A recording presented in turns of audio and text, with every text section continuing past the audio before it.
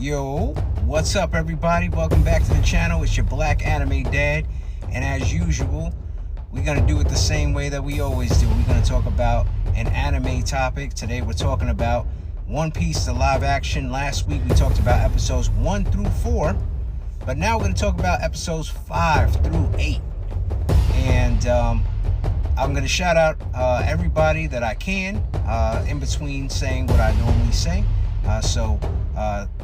If you guys want to show me any love, definitely I'll stop what I'm saying to show you some love back. But we're going to get into it as usual. So shout outs to everybody who saw season 2 of One Piece, the live action.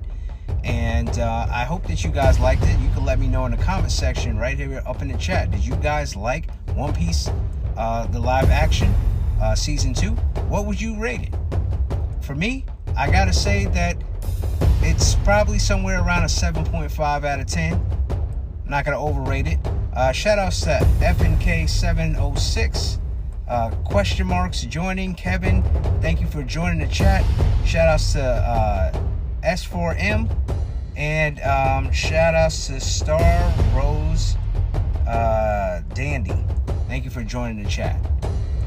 Again, thank you everybody who's joining this chat right now. We're talking about One Piece.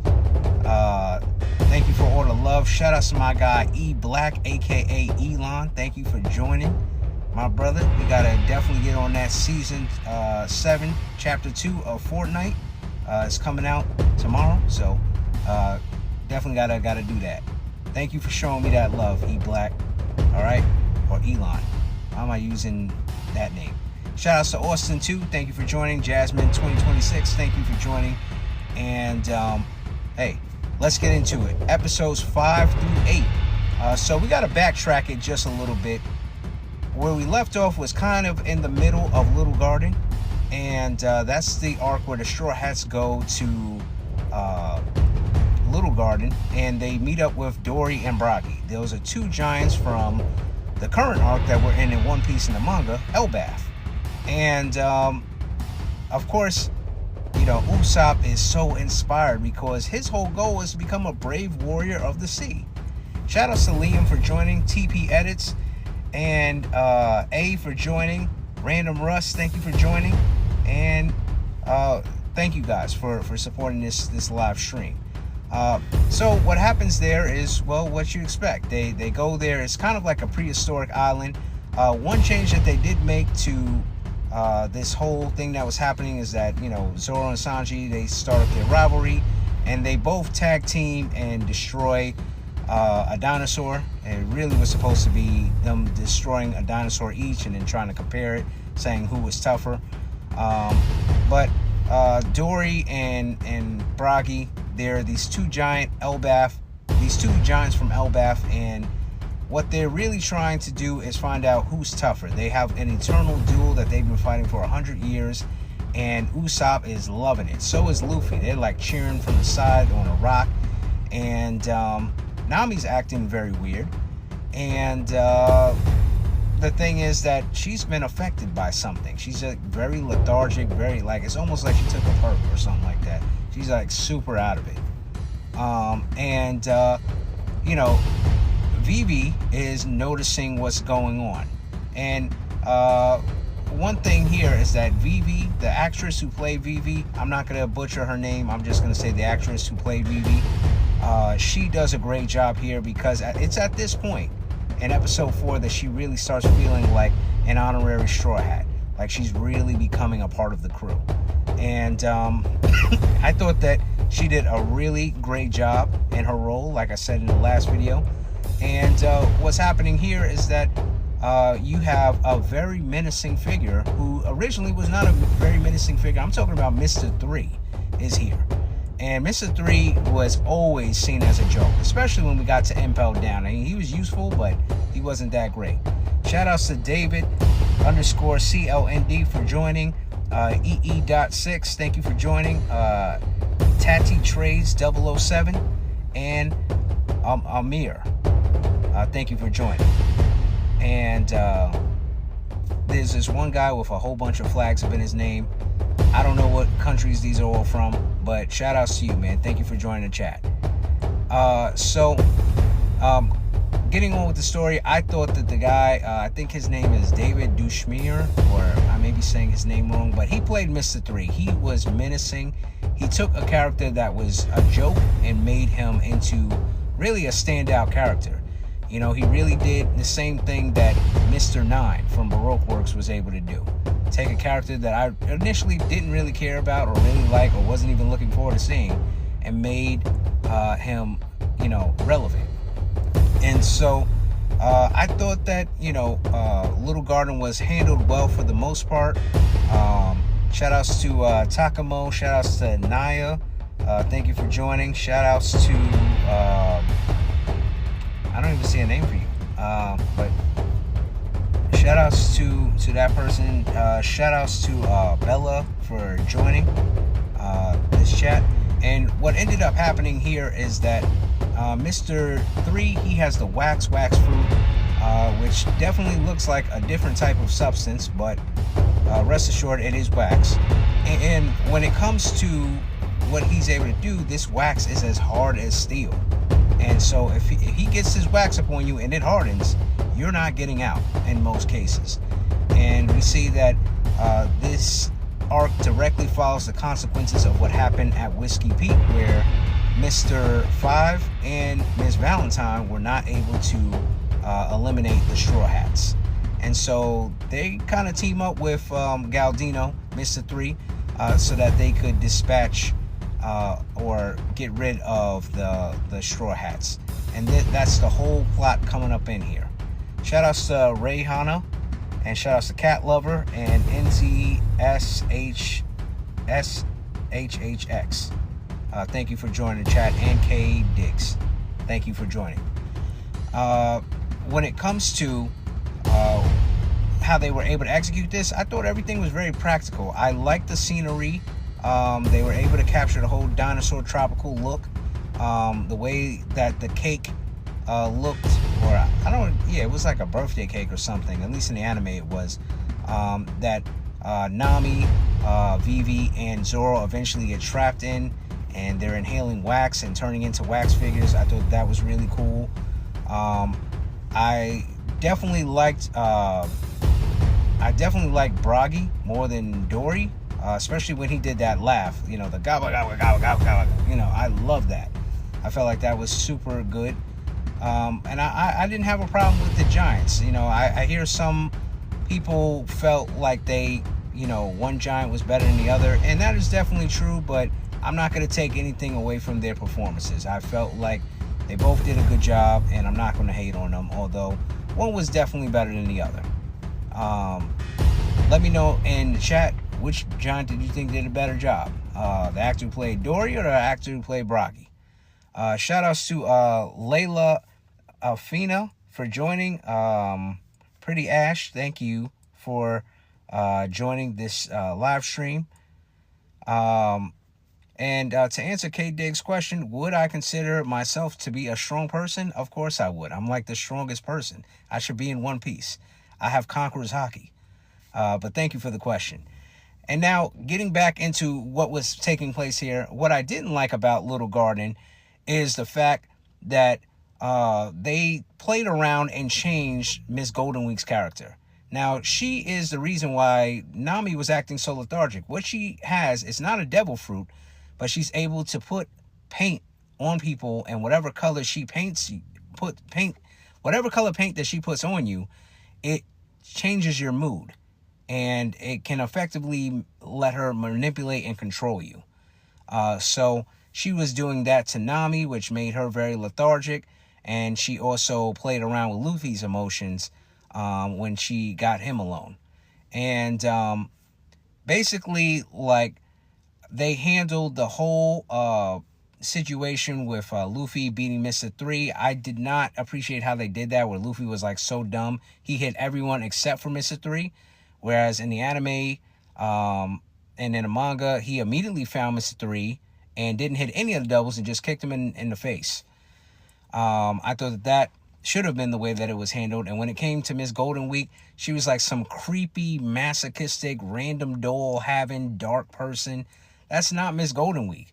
And, I understand that they made her older and everything, because of the show or reasons, but I did not really, appreciate any of the changes to her characters. It was just like some creepy doll horror, I don't know, thing that they were trying to do with her that we've seen a billion times before. Like, nobody even cares. And she was a totally forgettable character, other than how horrible they wrote her character to be. I'm not going to diss the actress. Obviously, you get hired to do a role, you got to do what's on the script. I don't know any other things that she's in, so I can't judge her acting. But I will say this, I didn't like the character that they had her play, how they wrote Miss Goldenweek for Little Garden. I really did like Mr. Five. I thought he was accurate. He was a do-nothing, underwhelming character in the manga, and I thought that he lived up to that. I thought that Miss Valentine was better than she was in the manga, and I love the fact that they gave Jacob, the guy who plays Usopp, his moment of bravery, because that's what Usopp was really looking to do. And of course, he got his moment of bravery. He got a whole bunch of good acting moments in this whole series. They made up for nerfing him and taking away his moment in his own arc in Sarah Village in the live action, and gave him plenty of shine throughout season 2. I thought Usopp was by far one of the strongest actors in this season 2. Shout outs to Game Kings Diesel. Shout outs to Nelly Dubs 88. Shout outs to the Real Raiden, Adam, Japanese Akita, Yell. Thank you for joining the chat. Thank you so much to everybody who's been joining. I've seen you guys joining. It's just, I want to get through this. I don't want to keep just shouting out people. So as I take breaks, I'm going to get the shout outs going. All right. As far as Usopp, though, like I said, one of my favorite characters in the live action part 2. And typically he had his typical scene of bravery. Usopp always gets beat up, but in a brave way, to do something, noble. And if you're a live action only watcher, this is not the only time Usopp is going to feel that belt to back. He's going to get beat up a lot going forward. I don't know how long this series is going to continue to go, but one thing that I can tell you for sure is that Usopp is going to catch a whole lot more hands and a whole lot of bad beatdowns. But he's going to do it with bravery. So shout outs to him for that. As far as Little Garden as a whole, I felt like it was done very well. I loved that we got to see Crocodile, and he had his whole Mr. Prince moment with Sanji, who really in this stretch of the story doesn't really get to do much because he's kind of undercover. And that is going to cue him up to do some very key things when they get to Alabasta later. But I'm not going to, join that. I'm not going to spoil that for you guys. Shout out to Tyler S11, underscore 11, underscore S11. Shout outs to Joy. Shout outs to JD Co. Thank you guys for joining the live stream. And when it comes to Sanji, the last thing I'll say about Little Garden is I love the fight. It was pure cinematic gold, comedy gold. It was just beautiful. I love the way that the Unluckies looked, and I loved Sanji's fight with the Unluckies. I mean, Sanji fighting in order, that's something that I knew that I needed, but I didn't know that they were going to execute it this well in a live action. I absolutely loved it. Almost as much as I loved the addition of Mihawk living rent-free in Zoro's head, taunting him throughout all of Whiskey Peak. I love that too. But now, let's go on to the final episodes of the live action. You can see behind me, I got my boy Tony Chopper, aka CHOP. That's my guy right there. And you've probably heard it listening to other, people who have done reactions. I'm going to just go out and say the same thing that they said, because this is absolute truth. No cap here. Episode 7 was the best episode of the entire series. If you were like, I don't know how well this season is going, you watch episode 7 with Dr. Hirlock, and you were just like, yeah, I'm in for this. This is what I need to see right now. So I thought that it was really, really well done. The guy who played Dr. Heerlock, I mean, chef's kiss, best actor in the whole thing. I mean, I felt like most of the actors and everything that we got to see was very well done in this show. But Dr. Heerlock, I mean, chef's kiss. I mean, you couldn't have asked for anything more. He was able to deliver the lines. I mean, that was a seasoned actor. I don't know where he's from. I haven't seen him in anything else that I can think of off the top of my head. But he was just the best. There was nothing better, than Dr. Heerlock. I mean, if we would have got a second episode with just him, I mean, I would have loved it. Shout outs to your digital GF or girlfriend. Thank you for joining. Shout outs to 187 Gotti, and shout outs to Christine Fume or Fume. I don't know how to say that, but thank you for joining. Now, I have him behind me. A lot of people, may be wondering, when is he going to talk about Chopper? And I'm going to do that right now after I thank Amy for joining, and I thank Curry for joining the live stream. So Chopper, I thought that he was handled extremely well. I thought, I have seen online where people were like, hey, he should be a Muppet, he should be handled this way and that way, but the budget was well spent on this CGI. He emoted well. He sounded great. The voice actress did a very good job with Chopper. And I thought that it was really, really, really well done. I mean, Chopper, his story was sad. He emoted. It was like the anime was coming to life with him there. And, he has more of his cutesy design that he has later on up in the story. They kind of like blended that into the way that he looks now. So he didn't look quite as odd as he initially did when he first joined the Straw Hats or joined the story to begin with. But I felt that he was really, really strong. I liked him, but his large form, his human form, where he gets all big and buff, I don't know. Like it just really did not look great to me. And I didn't care for Dalton either. Like his zone transformation into that bull, I didn't really care for it. Shout outs to Stella, shout outs to Dre NE186. Thank you for joining. Shout outs G to C for joining this live stream. And when it comes to, the zones overall, they're probably not going to be that great up in this show. Chopper in his human form and Dalton, they looked very taxidermy. Like, I just really didn't appreciate that. But as for someone that I did appreciate, and they changed his story quite a bit, Wapol. Now with Wapol, here's the deal. They didn't animate his ship, which I'm glad that they did. If they're going to cut something, for budget reasons, cut that. They made him somehow, very interconnected with Baroque Works, which kind of on the face really doesn't work for it. Because, I mean, why would you go to Alabasta, a place that you hate, to work with a guy named Crocodile? But, and then they had Wapol get his devil fruit from Crocodile, which is another change that happened there. And we didn't get to see Blackbeard. I wanted to see Blackbeard. I thought, because initially Blackbeard was supposed to have showed up to Drum Island before the Straw Hats even got there. I definitely, appreciated that they showed one of Luffy's big flexes where he was able to carry Sanji and Nami up the mountain. It didn't quite have the impact that the anime did, because that happened over weeks of you watching him week to week just climbing up that same mountain. Really highlighting the big strain that it was upon him.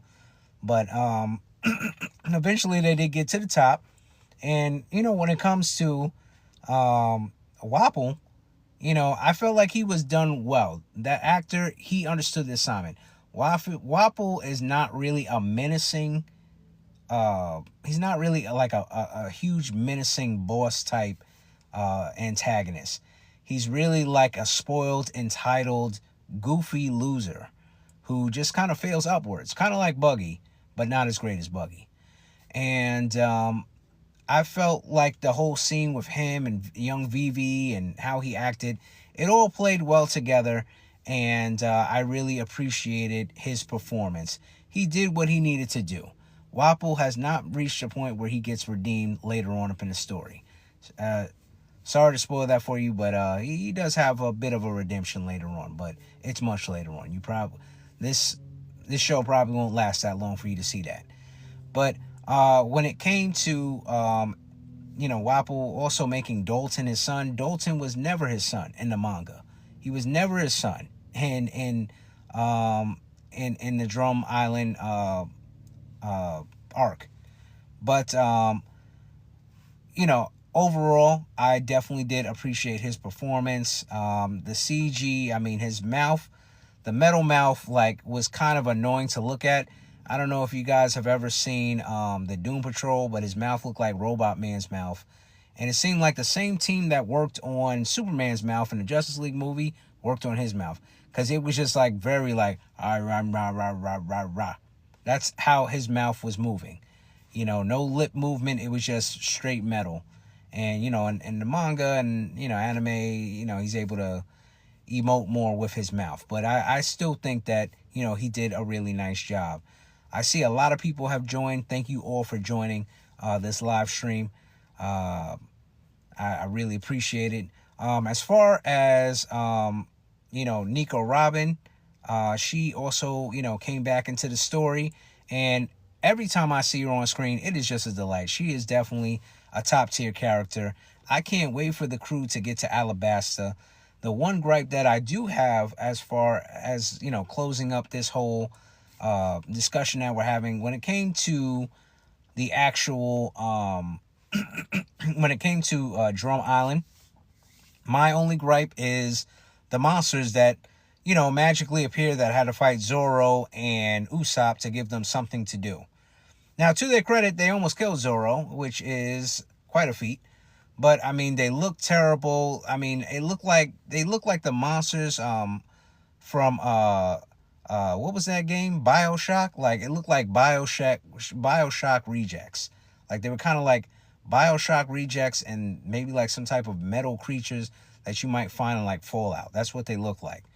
And they really didn't do much. They were just there to be monsters of the week to give Zoro and Usopp something to do. But of course, it's already pre-established, with some devil fruits, once you defeat the user, then it undoes the effects of, whatever devil fruit power they had and whatever it affected. So that was cool. I really, enjoyed that they kept up with that lore. But as for the show as a whole, as I said, I would rate it about a 7.5 out of 10. I would rate season 1 a 7 out of 10, maybe a 6.9, or, you know what? No, I give it a 6.7. If we were back in 2025, I would have gave it a 6.7, 6.7, but when it comes to, season 1, I definitely enjoyed it. Loved it for what it was. There were some missteps there, but season 2 as a whole improved so much in almost every aspect on what was wrong or what was missing or what should have been done better in season 2. And that's really what you want from a sequel. A sequel has a hard job of improving on the original, and a lot of times second seasons, third seasons, that's when the production and everything starts to fail. Thankfully, we got another solid season of One Piece, the live action on Netflix. Thankfully, we got another solid season of that. And I couldn't be happier. It is one of those seasons that, or just like the first season, I'm going to have to go back and, re-look at it. And, see the things that I missed. There were, little tiny Easter eggs here. The second opening to One Piece was the, whole music when Sanji was fighting the Unluckies. You had the little, figures of Nika and of Elbaf. Shout outs to the old silhouette of Loki from Elbaf. That was up on Little Garden. There was all types of little things there, little subtle things there that have been pointed out by other creators and that I saw myself, and that I really, really think that the crew and everyone who works on this show really has love for the show, and it shows. And I hope that they make more seasons. It is official. Season 3 is in production. So hopefully we get that sooner than later. It's 2026 right now. Maybe we'll get that by 2028 around the same time, or late 2027. We'll see what happens in Alabasta, or sooner. I always would love sooner, as long as it's done with the same amount of care that seasons 1 and 2 have been made, and they find ways to elevate this live action experience. So I want to thank everybody who was able to join. Shout outs to Morgan. Shout outs to Don Felice. Shout outs to Nads, Isaac, Pat, RYCJA. And there's another person here with a whole bunch of JW, SK, WK, Q, 9Q, 9U. Thank you all. Shout out to Shrek for joining, man. We got a celebrity here. Shrek is up on my streams. I feel like I have made it as a streamer right now. Like, I am like a top tier TikToker now that I have Shrek on my live. But all that, taken into consideration, again, I love the show. Please let me know in the comment section, what did you guys think of the live action season 2 of One Piece? What would you rate it? And yeah, that's all that we got for right now. We did about 28 minutes, and I just want to let you guys know I am your Black Anime Dad. I really, really appreciated all the company. It really makes me feel good to see this many people joining on to my live streams, and I hope that I deliver, and that you guys are really appreciate that you guys enjoy yourselves while you're here. Thank you guys so much. I hope everybody has a great day. I'm your